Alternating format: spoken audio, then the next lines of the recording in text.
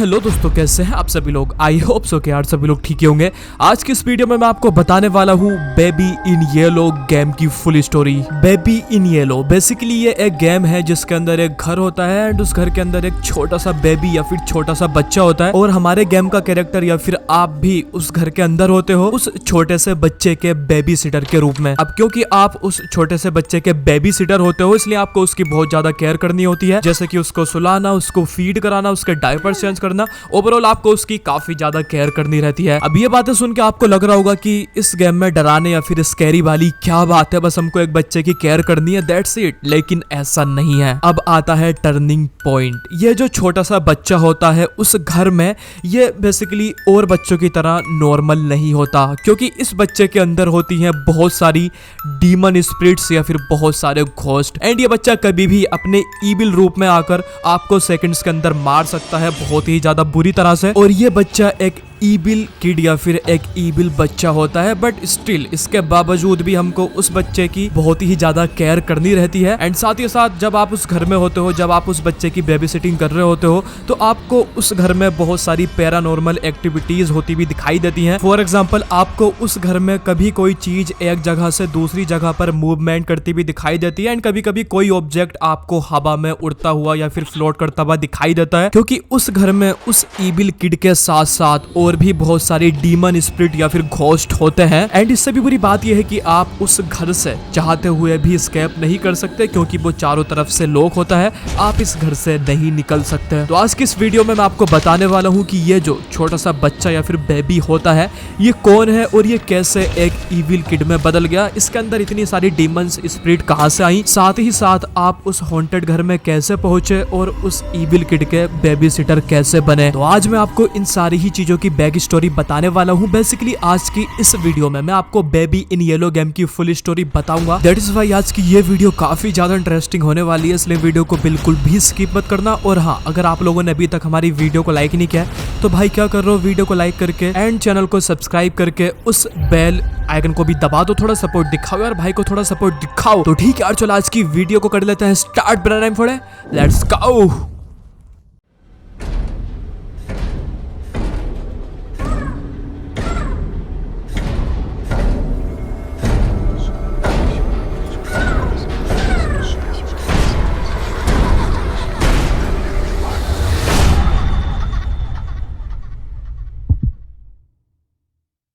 Okay, तो baby in yellow game की story start होती है एक छोटी सी 3 मेंबर्स की फैमिली से। फैमिली में पहला मेंबर होता है ईथन नाम का एक आदमी और उसकी वाइफ जिसका नाम होता है कैसिल्डा, और इन दोनों ही हस्बैंड वाइफ के 4 महीने का एक बेबी या फिर बच्चा जिसका नाम होता है हेस्टर प्ली। तो ये 3 मेंबर्स की एक छोटी सी फैमिली होती है। ईथन ये ट्रीज एंड प्लांट्स का साइंटिस्ट होता है जो पेड़ पौधों पर न्यू रिसर्च एंड एक्सपेरिमेंट्स करता रहता है। और इसके अलावा ईथन का एक दूसरा नाम भी था जिससे उसको बहुत ज्यादा जाना जाता था, वो नाम था डॉक्टर। ईथन की वाइफ कैसिल्डा वो एक पेंटर या फिर एक आर्टिस्ट होती है जो बहुत ही ज्यादा यूनिक स्केचेस और पेंटिंग बनाती है। बात कर लेते हैं इनके 4 मंथ ओल्ड बेबी की जो घर पर ही रहता है। अब क्योंकि जो कैसिल्डा है वो एक पेंटर है जो बहुत सारी पेंटिंग बनाती है, स्केचेस बनाती है, दैट इज वाई वो ज्यादातर घर से बाहर रहती है। एंड हेस्टर के डैड ईथन वो साइंटिस्ट होते हैं ट्रीज एंड प्लांट्स के, इसलिए वो ज्यादातर टाइम एक्सपेरिमेंट एंड रिसर्च करते हैं पेड़ पौधों पर, उनमें इनोवेशंस करने के लिए। एंड दैट्स रीजन वो अपने बच्चे को इतना टाइम नहीं दे पाते। बेसिकली कैसिल्डा और ईथन ये दोनों ही अपने बच्चे को ज्यादा टाइम नहीं दे पाते, और यही वजह होती है कि वो अपने 4 महीने के बच्चे के लिए या फिर 4 महीने के लड़के के लिए एक बेबी सिटर रख लेते हैं, जिससे वो बेबी सिटर उनके बच्चे का ठीक से ध्यान रख सके उनकी एब्सेंस में। जैसा कि मैंने आपको बताया कि ईथन ट्रीज एंड प्लांट्स का साइंटिस्ट था, तो उसकी एक लेबोरेटरी थी जहां पर वो नए नए एक्सपेरिमेंट्स एंड रिसर्च करता रहता था, और वो लैब उसके घर के जस्ट नीचे बनी हुई थी जहां पर वो अपना काम किया करता था। वैसे तो ईथन अपनी लैब में अकेला ही साइंटिस्ट था जो अकेले ही अपनी लैब में काम किया करता था, बट उसने काफी सारे टाइप्स के रोबोट अपनी लैब में बना रखे थे जो रोबोट्स उसके काम में उसकी हेल्प करते थे। ईथन के रोबोट्स में जो सबसे ज्यादा वैल्यूएबल, सबसे ज्यादा यूजेबल और सबसे ज्यादा फेवरेट रोबोट था ईथन का, उस रोबोट का नाम था न्यूट। NEWT। ये हवा में फ्लोट करता हुआ क्यूट दिखने वाला एक मिनी रोबोट था। Newt robot one of the best और फेवरेट रोबोट था डॉक्टर ईथन का। इस चीज का रेफरेंस आप गेम में भी देख सकते हो। गेम में आपको एक रिकॉर्डिंग देखने के लिए मिलती है जिसमें खुद ईथन बता रहा होता है कि उसकी जो सबसे ज्यादा वैल्यूएबल रोबोट है वो न्यूट रोबोट है। न्यूट रोबोट उसकी बहुत ज्यादा हेल्प करता है उसके बहुत ही ज्यादा खतरनाक एक्सपेरिमेंट में, उसके खतरनाक प्रोजेक्ट में, एंड वो उसका सबसे ज्यादा वैल्यूएबल और यूजेबल रोबोट है। तो इस तरह कुछ रिकॉर्डिंग में बताता है ईथन अपने न्यूट रोबोट के बारे में, जो आप गेम में देख सकते हो। ओके, तो अपनी स्टोरी पर अब वापस आ जाते हैं। अब देखो, जो ईथन था इसका एक बहुत बड़ा ड्रीम प्रोजेक्ट था या फिर एक ड्रीम था। बेसिकली ईथन पेड़ पौधों को जिंदा करना चाहता था और यही उसका बहुत बड़ा सपना था। देखो, अगर प्रैक्टिकली देखा जाए तो सारे ही पेड़ पौधे जिंदा होते हैं but not like a humans. इंसान जैसा अपनी बॉडी को हिला सकता है, वो तरह तरह की मूवेबल एक्टिविटीज कर सकता है, एक जगह से दूसरी जगह खुद वॉक करके जा सकता है, डांस कर सकता है, रन कर सकता है। लेकिन पेड़ पौधे इंसानों की तरह अपनी बॉडी को मूव नहीं करा सकते। हालांकि वो जिंदा होते हैं बट वो एक ही जगह पर स्टेबल रहते हैं। इवन वो अपने बॉडी का एक भी पार्ट नहीं हिला सकते। एंड जो ईथन था वो यही चाहता था, वो चाहता था कि पेड़ पौधे भी खुद से अपनी बॉडी को मूवमेंट करा सकें, वो एक जगह से दूसरी जगह खुद चलकर जा सके, वॉक कर सके, एंड वो तरह तरह की मूवेबल एक्टिविटीज कर सके। देन इसके बाद ईथन अपने इस प्रोजेक्ट पे काम करता है। वो बहुत ही ज्यादा मेहनत के बाद कुछ अनयूजुअल केमिकल्स को बनाता है एंड उन केमिकल्स को छोटे छोटे ट्रीज एंड प्लांट्स में इंजेक्ट कर देता है ताकि वो पेड़ पौधे मूव कर सके। बाद में ईथन अपने इस प्रोजेक्ट में कुछ हद तक सक्सेस भी हो जाता है। मतलब उसने जिन छोटे छोटे पौधों में अपने इन केमिकल्स को इंजेक्ट किया था वो मूव करने लगे थे, लेकिन उस तरह से नहीं। जितने भी ये पेड़ पौधे थे इनको अभी भी जिंदा रहने के लिए मड या फिर जमीन की जरूरत थी। मतलब अगर इनको जिंदा रहना है तो इनकी जड़ें जमीन के अंदर या फिर किसी पोर्ट में मिट्टी के अंदर होना जरूरी थी, जिसका मतलब यह था कि ये एक ही जगह पर स्टेबल रहकर बस अपने आप को इधर उधर थोड़ा बहुत हिला सकते थे, लेकिन ये अभी भी कंप्लीटली मूव नहीं कर सकते थे। लाइक एक जगह से दूसरी जगह खुद वॉक नहीं कर सकते थे। इनको जिंदा रहने के लिए इनकी जड़ें जमीन या फिर मिट्टी के अंदर होना बहुत ज्यादा जरूरी थी। एंड इस टाइप के पौधे ऑलरेडी ही हमारी अर्थ पर एग्जिस्ट करते थे, जिस टाइप के पौधे ईथन ने बनाए थे अपने एक्सपेरिमेंट के थ्रू।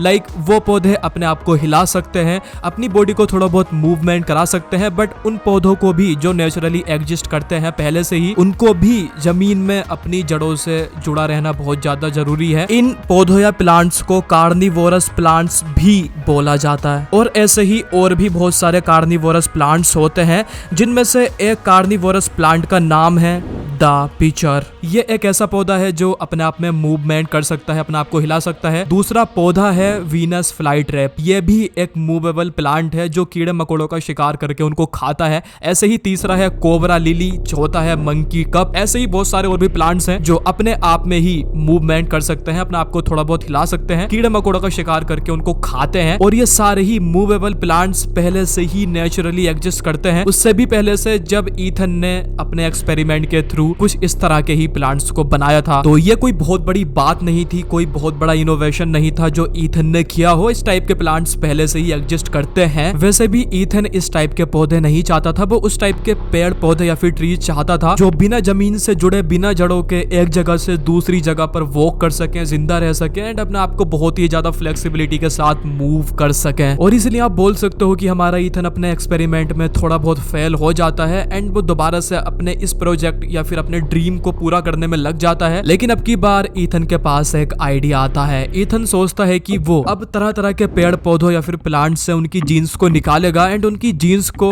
कुछ केमिकल्स के साथ रिएक्शन कराकर एक अनयूजुअल पोशन बनाएगा। देन वो उस पोशन को, जिसके अंदर तरह तरह के पेड़ पौधों की जीन्स डली हुई होगी, उस पोशन को ह्यूमन बॉडी के अंदर इंजेक्ट कर देगा। वो पोशन जैसे ही ह्यूमन बॉडी के अंदर जाएगा, उसके अंदर जितने भी पेड़ पौधों, ट्रीज, प्लांट्स की जीन्स डली हुई होंगी, वो जीन्स ह्यूमन बॉडी की जीन्स से रिएक्शन करके उनकी जीन्स को मैनिपुलेट करके धीरे धीरे करके प्लांट्स की जीन्स में बदल देंगी। और ऐसे ही वो इंसान धीरे धीरे करके पेड़ में बदलता जाएगा अपनी जीन्स में चेंज होने की वजह से। देन कुछ ही टाइम के बाद वो इंसान हाफ ट्री या फिर पौधे में बदल जाएगा। इस तरह से ईथन अपने चलने फिरने वाले पौधे बना लेगा। तो ये एक आइडिया होता है ईथन का और उसके ऊपर अब ये काम भी करना स्टार्ट कर देता है। ईथन काफी सारे पेड़ों में से, पौधों में से उनकी जीन्स को निकाल डालकर कुछ केमिकल्स के साथ रिएक्शन कराता है और कुछ पोशंस को बनाता है। बस अब उसको चाहिए थी एक ह्यूमन बॉडी जिसके अंदर वो उन पौधों की जीन्स या फिर पोशन को इंजेक्ट कर सके और रिएक्शन करा सके। और ईथन इस एक्सपेरिमेंट को अपने ऊपर ही ट्राई करने का फैसला लेता है। वो उन सारे ही पोशन को अपनी ही बॉडी के अंदर इंजेक्ट कर लेता है। देन इसके बाद होता है एक बहुत ही ज्यादा बैड रिएक्शन ईथन की बॉडी के अंदर। बेसिकली जो भी उसने पोशन या केमिकल्स अपनी बॉडी के अंदर इंजेक्ट किए हुए होते हैं अपने आप को एक पौधे में चेंज करने के लिए, वो सारे ही पोशन उसकी बॉडी के अंदर एक बहुत ही ज्यादा खतरनाक रिएक्शन कर देते हैं। बिकॉज ऑफ ईथन ने उन केमिकल्स या फिर पोशन की ओवरडोज ले ली थी या फिर हद से ज्यादा उसने उन केमिकल्स को अपनी बॉडी के अंदर इंजेक्ट कर लिया था। देन इसके बाद इन केमिकल्स के साइड इफेक्ट के चलते ईथन की बॉडी की पूरी स्किन जल जाती है या फिर जो उसकी बॉडी पर स्किन होती है वो पूरी की पूरी बर्न हो जाती है। एंड इसके बाद ईथन को बहुत ज्यादा दर्द होता है। वो काफी दिनों तक अपनी लैब में ही रहता है एंड अपने घर पर नहीं जाता है। थोड़े ही टाइम के बाद ईथन की पूरी स्किन जलकर खराब हो जाती है या फिर डिस्ट्रॉयड हो जाती है। एंड वो अपनी बॉडी को छुपाने के लिए या फिर अपनी स्किन को छुपाने के लिए अपनी पूरी बॉडी को कपड़ों से ढक लेता है। वो अपने हाथ पर ग्लव्स पहन लेता है एंड वो अपने चेहरे पर, क्योंकि उसके चेहरे की स्किन भी पूरी तरह से खराब हो चुकी थी, इसलिए वो अपने चेहरे को ढकने के लिए एक अजीब सा मास्क पहन लेता है, क्योंकि ईथन नहीं चाहता था कि उसकी जली हुई स्किन उसकी फैमिली के सामने एक्सपोज हो। बट यहाँ पर ईथन को इन केमिकल्स का एक एडवांटेज भी मिला था अपनी बॉडी में इंजेक्ट करने के बाद। भले ही उसकी स्किन पूरी तरह से जल चुकी थी, लेकिन इन सब के बाद ईथन अपने अंदर एक अननेचुरल अजीब स्ट्रेंथ को फील कर पा रहा था। वो पहले से ज्यादा अपने आप को ताकतवर महसूस कर रहा था, मानो किसी ने अचानक से उसकी स्ट्रेंथ को डबल कर दिया हो। लेकिन ओवरऑल ईथन का ये एक्सपेरिमेंट भी पूरी तरह से फेल हो जाता है। मगर ईथन अपने इस ड्रीम प्रोजेक्ट को पूरा करने के लिए कुछ भी कर सकता था और वो दोबारा से अपने इस प्रोजेक्ट पे काम करना स्टार्ट कर देता है। अब ईथन के माइंड में एक और आइडिया आता है और वो आइडिया ये होता है कि अब ईथन नए नए और भी काफी सारे अलग अलग तरह के केमिकल्स को बनाएगा और वो उन केमिकल्स के अंदर बहुत सारे पेड़ पौधों या फिर प्लांट्स के जीन्स को डालकर उनमें रिएक्शन कराकर और भी डिफरेंट तरीके के पोशंस को बनाएगा। देन वो उन पोशन को किसी भी फुल्ली ग्रोन ह्यूमन या फिर किसी भी बड़े आदमी के बजाय एक न्यू बोर्न ह्यूमन बेबी के अंदर इंजेक्ट करेगा, वो भी स्लोली, जिससे इस पोशन के अंदर जितनी भी इनहेंस्ड एबिलिटीज हैं और जितने भी पौधों की जीन्स हैं वो उस बेबी के बॉडी के अंदर जाने के बाद उसकी जीन्स के साथ रिएक्शन करेंगी धीरे धीरे करके टाइम के साथ साथ। एंड वो प्लांट्स की जीन्स उस बेबी की ह्यूमन जीन्स को धीरे धीरे करके रिएक्शन करके मैनिपुलेट करेंगी, चेंज करेंगी। जैसे जैसे बेबी ग्रो करेगा उसकी बॉडी के अंदर इन प्लांट्स एंड ट्रीज की जीन्स भी उसकी ह्यूमन जीन्स के साथ रिएक्शन करते हुए ग्रो करेंगी एंड स्लोली वो उसकी ह्यूमन जीन्स को ट्रीज एंड प्लांट्स की जीन्स में चेंज करती रहेंगी। और जब तक वो बेबी पूरी तरह से बड़ा होगा या फिर वो इंसान बड़ा होगा तब तक वो एवोल्यूशन करके पूरी तरह से एक पेड़ या फिर पौधे जैसा दिखने वाला इंसान बन चुका होगा, या फिर आप बोल सकते हो कि एक पौधा बन चुका होगा जो चल सकता है, मूव कर सकता है, इंसानों की तरह कहीं भी वॉक कर सकता है। एवोल्यूशन हमारी अर्थ पर जितनी भी स्पीसीज हैं, अब चाहे वो कोई ह्यूमन हो कोई एनिमल हो, हर एक स्पीसीज एवोल्यूशन करके ही यहाँ तक पहुंची है। एंड आप सभी लोगों ने स्कूल्स में पढ़ा होगा कि जो ह्यूमंस के एंसेस्टर्स थे वो चूहे जैसे दिखने वाले एनिमल या फिर जानवर थे, लेकिन धीरे धीरे करके वो चूहे जैसे दिखने वाले एनिमल्स की जीन्स में चेंज होता है एंड वो टाइम के साथ साथ चेंज होते रहते हैं, उनकी बॉडी में काफी ज्यादा चेंजेस आते हैं। देन वो समय के साथ साथ एवोलेट होकर या फिर एवोल्यूशन करके बनते हैं ह्यूमंस या फिर हम इंसान। किसी भी स्पीसीज में चेंज आता है या फिर एवोल्यूशन होता है उनकी जीन्स में चेंज होने की वजह से। और यही सिमिलर कॉन्सेप्ट था डॉक्टर ईथन का। डॉक्टर ईथन का मानना था कि अगर एक चूहा उसकी जीन्स में चेंज होने की वजह से वो एवोल्यूशन करके एक चूहे से इंसान बन सकता है, तो फिर एक इंसान भी अगर उनकी जीन्स को चेंज किया जाए प्लांट्स या फिर ट्रीज की जीन्स से रिएक्शन कराकर, देन एक ह्यूमन भी एवोल्यूशन कर पौधे या फिर ट्रीज जैसा दिखने वाला एक न्यू स्पीसीज बन सकता है। यही एक नया प्रोजेक्ट या फिर एक्सपेरिमेंट होता है डॉक्टर ईथन का। वो अपने पुराने केमिकल्स को फिक्स करके उनको इनहेंस्ड करता है और उनके अंदर बहुत सारे नए ट्रीज, प्लांट्स एंड पेड़ पौधों के जीन्स को डालकर नए नए डिफरेंट तरीके के पोशंस को बनाता है। डॉक्टर ईथन ने नए पोशंस को तो बना लिया था, लेकिन अब उसको जरूरत थी एक न्यू बोर्न ह्यूमन बेबी या फिर चाइल्ड की, जिसकी बॉडी में वो इन पोशंस को डालकर उस पर एक्सपेरिमेंट कर सके। जस्ट सी, डॉक्टर ईथन अपने इस ड्रीम प्रोजेक्ट को पूरा करने के लिए काफी टाइम से इस पर काम कर रहा था। वो बहुत सारे एक्सपेरिमेंट करता है, फेल होता है, इवन उसने अपनी पूरी बॉडी की स्किन को भी खराब खराब कर लिया था, पूरी तरह से खत्म कर लिया था, लेकिन स्टिल वो अभी भी इस प्रोजेक्ट पे काम कर रहा था। इससे साफ जाहिर होता है डॉक्टर ईथन का पागलपन अपने इस ड्रीम प्रोजेक्ट के लिए। बेसिकली डॉक्टर ईथन बहुत ज्यादा ऑब्सेस्ड हो चुका था अपने इस ड्रीम को पूरा करने के लिए, एंड उसके इस ही ऑब्सेशन के चलते डॉक्टर ईथन अपने इस एक्सपेरिमेंट के लिए अपने ही 4 महीने के बच्चे को चूज करता है। दैट मीन डॉक्टर ईथन का हस्टर पिली नाम का जो 4 महीने का बच्चा था वो उसको ही चूज करता है अपने इस एक्सपेरिमेंट के लिए, बिकॉज ऑफ वो काफी ज्यादा छोटा एक न्यू बोर्न ह्यूमन बेबी था। और अगर डॉक्टर ईथन किसी और के बच्चे को किडनैप कर उस पर ये एक्सपेरिमेंट करता तो डॉक्टर ईथन किसी भी बड़ी मुसीबत में फंस सकता था, उसके ऊपर कोई भी पुलिस केस हो सकता था। दैट इज वाई वो अपने ही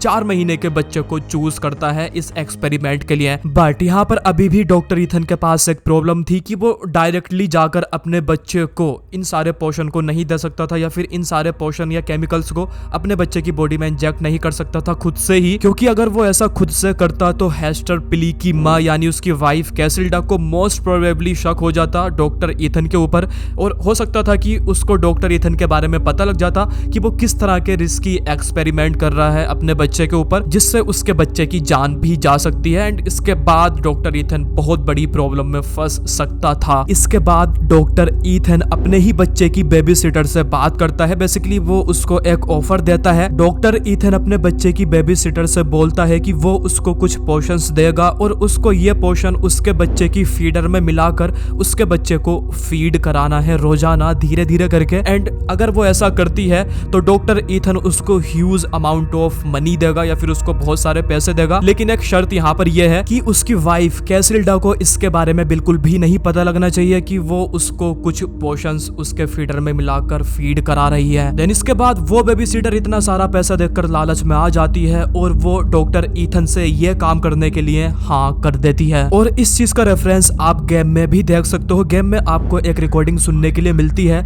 उस रिकॉर्डिंग में डॉक्टर ईथन खुद बोल रहा होता है कि उसको अपने बच्चे के पास जाए बिना ही इस मिस्टीरियस लिक्विड या फिर पोशन को अपने बच्चे को देना है, और वो ये करने का कोई रास्ता निकाल रहा है। लेकिन लकली जो उसके बच्चे की बेबी सिटर है वो उसके बच्चे को ये मिस्टीरियस लिक्विड या फिर पोशन फीड कराने के लिए मान गई है। तो ये सारी बातें उस रिकॉर्डिंग में डॉक्टर ईथन बोलता है जो आपको गेम के अंदर देखने के लिए मिलती है। और ये इस चीज का क्लू है कि डॉक्टर ईथन ने अपने बच्चे की बेबी सिटर को कन्विंस किया था उन मिस्टीरियस लिक्विड या फिर पोशन को अपने ही बच्चे को फीड कराने के लिए। अभी स्टोरी की तरफ वापस आता है। देन इसके बाद ऐसा ही होता है। ईथन अपने बच्चे की बेबी सिटर को उसकी फीडर में अपने केमिकल्स या फिर मिस्टीरियस पोशन मिलाकर देता है, और उसके बाद वो बेबी सिटर उस मिस्टीरियस पोशन से भरी उस फीडर को उसके बच्चे यानी हेस्टर पिली को फीड करा देती थी या फिर उसको पिला देती थी चुपके चुपके से। ऐसे ही काफी टाइम तक चलता है, बहुत महीनों तक ईथन अपने बच्चे की बेबी सिटर के थ्रू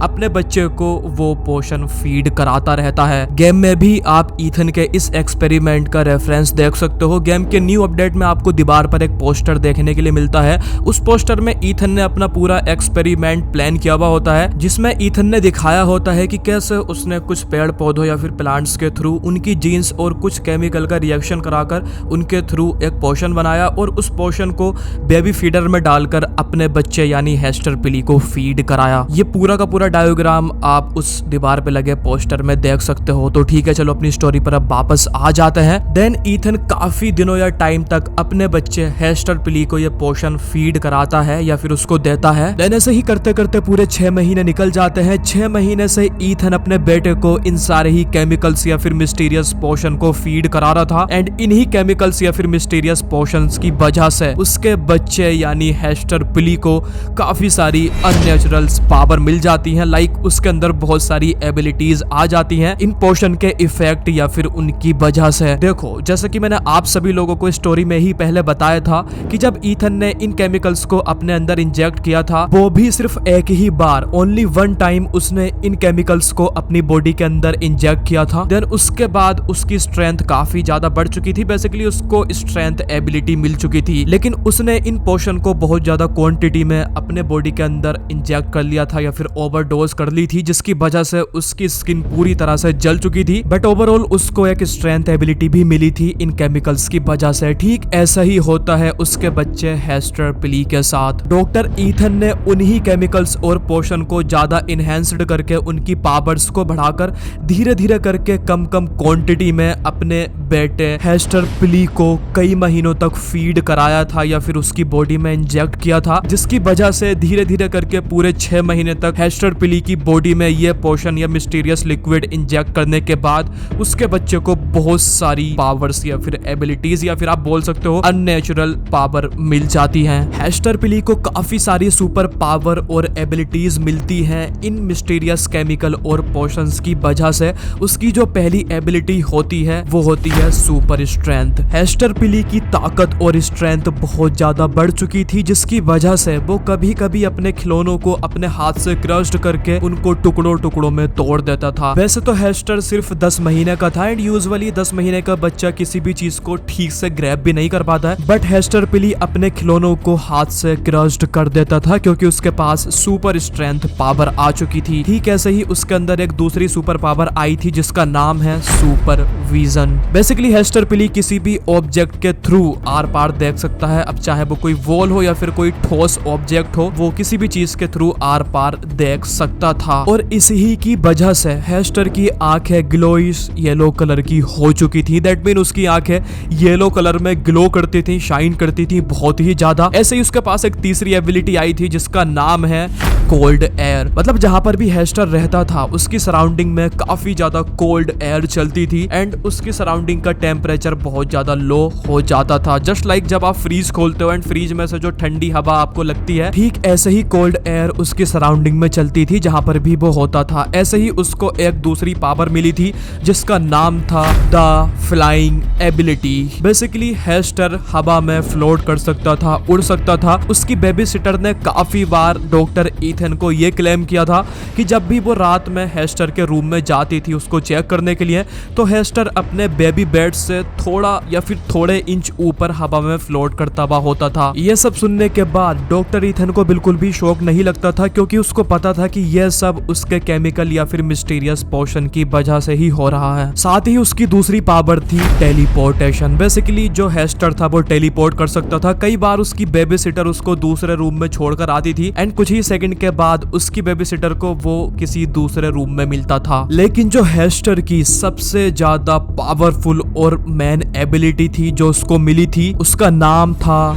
द पोर्टल ओपनिंग। देखो जैसा कि आप सभी लोगों को पता होगा कि हमारी दुनिया के अलावा भी और बहुत तरह की डायमेंशन होती है, तो उन डायमेंशन और हमारी दुनिया के बीच का रास्ता या फिर हमारी दुनिया से उन डायमेंशन तक जाने का पोर्टल हेस्टर पिली आसानी से बना सकता था। उसको एक ऐसी एबिलिटी मिली थी जिससे वो अलग डायमेंशंस और हमारी दुनिया के बीच का आने जाने का रास्ता या फिर पोर्टल खोल सकता था। मैं आपको थोड़ा सा और आसानी से समझा देता हूँ। For example ghost dimension. ऐसा कहा जाता है कि घोस्ट डायमेंशन वो है जहां पर बहुत सारे घोस्ट, सोल, इविल स्पिरिट्स और बहुत सारे भूत रहते हैं, लेकिन हर घोस्ट अपनी डायमेंशन से हमारी दुनिया तक आने का पोर्टल नहीं खोल सकता। वो सिर्फ वही घोस्ट खोल सकता है जिसके पास बहुत सारी पावर्स हो या जो बहुत ही ज्यादा पावरफुल हो। और इंसानों के पास ऐसी कोई भी एबिलिटी या फिर ऐसी कोई भी टेक्नोलॉजी नहीं होती जिससे वो अपनी डायमेंशन से किसी और डायमेंशन में जाने का पोर्टल खोल सके। बट हेस्टर पिली को ऐसी एबिलिटी मिल चुकी थी जिससे वो पोर्टल खोल सकता था तरह तरह की डायमेंशन में जाने का। तो ऐसे ही एक रात की बात होती है, मिडनाइट का टाइम होता है यानी आधी रात का टाइम, एंड हेस्टर पिली यानी वो छोटा सा बच्चा अपने एक सेपरेट रूम में सो रहा होता है और अचानक से हेस्टर पिली अपने रूम के अंदर ही एक पोर्टल खोल देता है एंड ये पोर्टल जा रहा होता है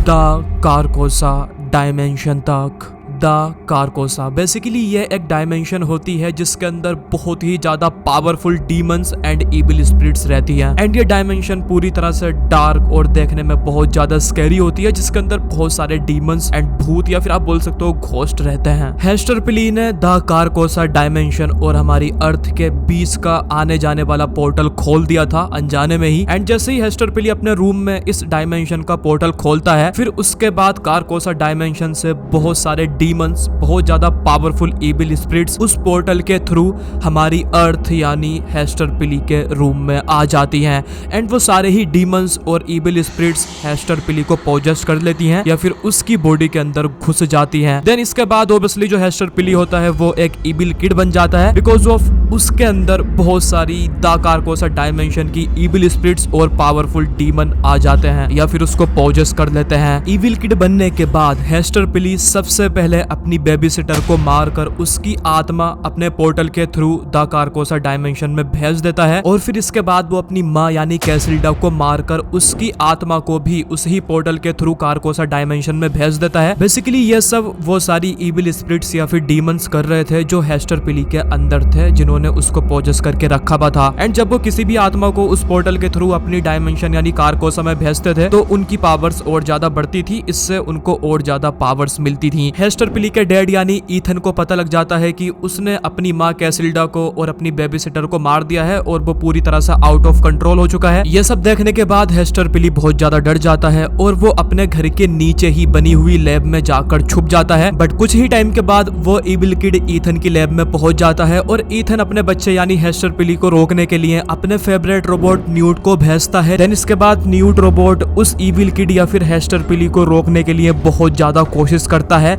लेकिन हेस्टर पिली इतना ज्यादा पावरफुल हो चुका था कि वो 2 सेकंड्स के अंदर ही न्यूट रोबोट को पूरी तरह से खत्म या डिस्ट्रॉयड कर देता है। दैट्स रीजन आज आपको गेम के अंदर लैब में वो न्यूट रोबोट टूटा हुआ मिलता है क्योंकि उसको हेस्टर पिली ने ही तोड़ा था। और फिर इसके बाद हेस्टर पिली फाइनली ईथन को भी पकड़ लेता है, लेकिन वो इविल किड ईथन को मारता नहीं है बल्कि उसको एक ऑफर देता है। इविल किड ईथन से बोलता है कि मैं तुमको नहीं मारूंगा अगर तुम बाहर से बहुत सारे ह्यूमंस या फिर इंसानों को मेरे पास इस घर में लेकर आओ, जिससे मैं उनको मारकर उनकी आत्मा को अपनी डायमेंशन यानी कार्कोसा में भेज सकूं और उससे मुझे और ज्यादा पावर मिलेगी। ये एक ऑफर देता है हेस्टर पिली ईथन को एंड जो ईथन होता है वो इतना ज्यादा डर चुका होता है कि वो उसको हाँ बोल देता है ये काम करने के लिए। बाद में ईथन ऐसा ही करता है, वो बाहर जाता है और लोगों से झूठ बोलता है कि उसकी वाइफ की रिसेंटली डेथ हो चुकी है किसी बीमारी के चलते एंड उसका अभी एक 10 महीने का छोटा सा बच्चा है। दैट इज वाई उसको एक बेबी सिटर की जरूरत है जो उसके बच्चे का ख्याल रख सके और जो भी उसके घर बेबी सिटर की जॉब करेगा वो उसको काफी पैसे भी देगा। ये सुनने के बाद बहुत सारे लोग एक एक करके ईथन के घर आते हैं उसके बच्चे की बेबी सिटिंग करने के लिए एंड हेस्टर पिली भी शुरुआत के दिनों में उन बेबी सिटर्स के सामने एकदम नॉर्मल बच्चों की तरह रहता था, जिससे उनको शक न हो कि वो एक इविल किड है। लेकिन कुछ ही टाइम या दिनों के बाद हेस्टर पिली इविल किड में बदल जाता था और वो उन बेबी सिटर्स को मारकर उनकी आत्मा को अपने रूम में मौजूद उस पोर्टल के थ्रू द कार्कोसा डायमेंशन में भेज देता था, जिससे उसके अंदर के डीमंस या फिर वो खुद बहुत ज्यादा पावरफुल हो जाता था। हेस्टर पिली काफी टाइम तक ऐसा ही करता है, वो बहुत सारे बेबी सिटर्स को मारकर उनकी आत्मा को अपनी डायमेंशन यानी कार्कोसा में भेजता रहता है। एंड ऐसे ही एक दिन की बात होती है कि ईथन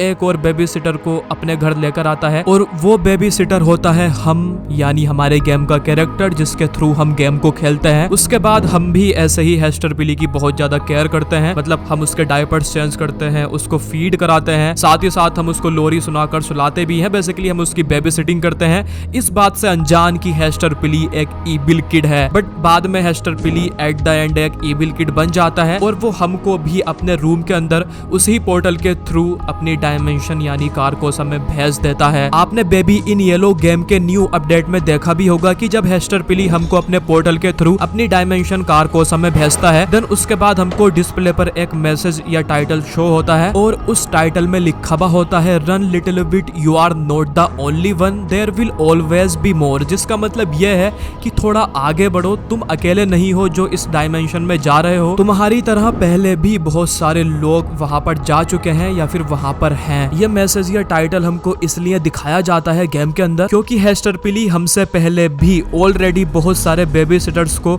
अपने पोर्टल के थ्रू अपनी डायमेंशन कार्कोसा में भेज चुका है। तो ओके, यही थी बेबी इन येलो गेम की full story. I hope so कि अब आपको पता लग चुका होगा कि ये इविल किड कौन है और ये एक नॉर्मल बच्चे से इतना ज्यादा खतरनाक स्कैरी इविल कैसे बन गया। साथ ही आपको ये भी पता लग चुका होगा कि आप उस बच्चे के बेबी सिटर बनकर उस घर में कैसे पहुंचे, बिकॉज ऑफ मैंने आपको बहुत ही ज्यादा डीपली एक्सप्लेन कर दिया है बेबी इन येलो गेम की स्टोरी के बारे में। आई होप सो कि आपको ये स्टोरी पसंद आई होगी। इफ आपको ये वीडियो पसंद आई हो तो प्लीज यार एक लाइक लाइक कर देना, बिकॉज बहुत ज्यादा मेहनत लगती है ऐसी वीडियोस बनाने के लिए। और आप में से जिन लोगों ने मेरी पिछली वीडियोस में अच्छे कमेंट्स किए थे, तो उनमें से 5 लोगों के कमेंट को ये रहा शॉर्ट आउट। अगर आप लोग भी चाहते हो कि आप लोगों के कमेंट को शॉर्ट आउट मिले, तो फिर जाओ और इस वीडियो के नीचे अच्छे से अच्छा कमेंट कर दो, और मुझे जो भी कमेंट्स अच्छे लगेंगे मैं उनमें से 5 कमेंट्स को आने वाली वीडियो में शॉर्ट आउट दूंगा। तो जाकर अच्छा सा कमेंट कर दो। एंड हाँ, अगर आप लोगों ने अभी तक हमारे चैनल को सब्सक्राइब नहीं किया है, तो भाई क्या कर रहे हो, चैनल को सब्सक्राइब करके उस बेल आइकन को भी दबा दो। थोड़ा सपोर्ट दिखाओ यार, भाई को थोड़ा सपोर्ट दिखाओ। तो मिलता है आपसे अगली वीडियो में, तब तक के लिए टाटा बाय बाय।